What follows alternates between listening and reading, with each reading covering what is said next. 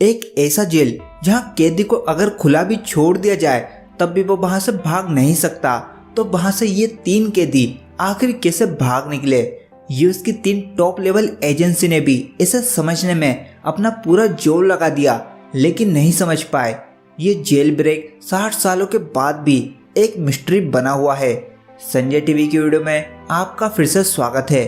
Pacific ocean में मौजूद Alcatraz के नाम से जाने जाने वाला ये आइलैंड एक बहुत ही बड़े पत्थर पर बना है, इसलिए इसे द रॉक भी कहा जाता है।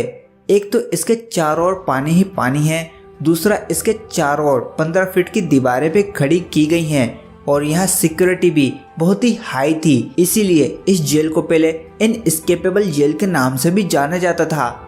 लेकिन 12 जुलाई 1962 के दिन के बाद से सब कुछ बदल गया, क्योंकि इस दिन यहाँ से एक नहीं बल्कि 3 कैदी एक साथ भागे थे।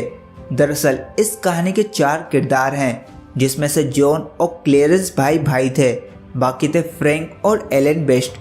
इन चारों में से एलन वेस्ट इस जेल में काफी सालों से था, इसलिए उसे इस जेल के बारे में काफी कुछ पता था और जेल से भागने का आइडिया असल में एलन का ही था।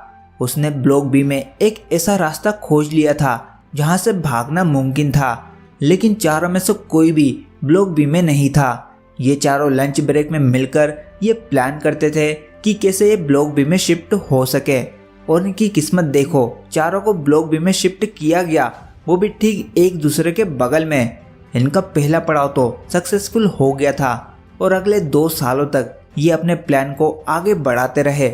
और फिर 12 जुलाई 1962 को रोज की तरह जेलर सभी कैदियों को उठाने गया और काउंटिंग में पाया कि 3 कैदी कम हैं। सेल को दोबारा चेक किया गया तो उन्हें वहां पर तीनों के बेड पर से डमी हेड मिले।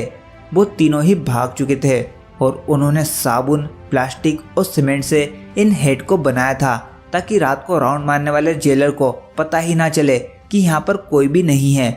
सभी को यही लगता था कि समुद्र को तैर कर तो कोई यहाँ से नहीं भाग सकता, इसलिए पूरे आइलैंड की तलाशी की गई, लेकिन उनके हाथ कुछ भी नहीं लगा।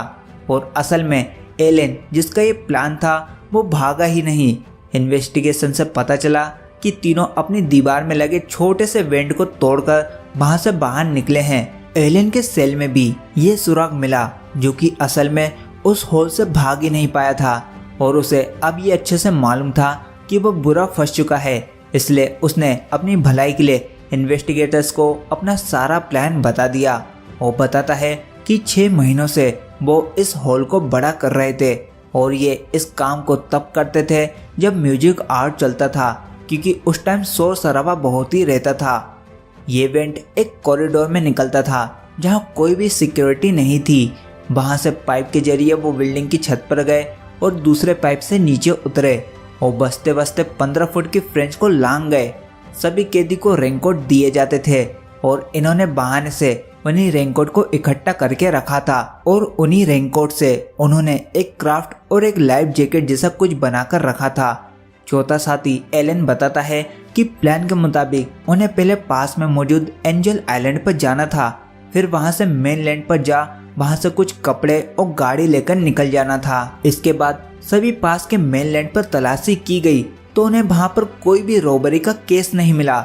साथ ही समुद्र में भी उनकी बोट नहीं मिली, न ही कोई लाइफ जैकेट, लेकिन उन्हें कुछ सामान जरूर मिले जिनमें उनकी फैमिली की चीजें मौजूद थी, जिससे सभी को यही लगा कि शायद वो मर चुके हैं, क्योंकि कोई भी इन आइटम्स को आसानी से नहीं छोड़ता।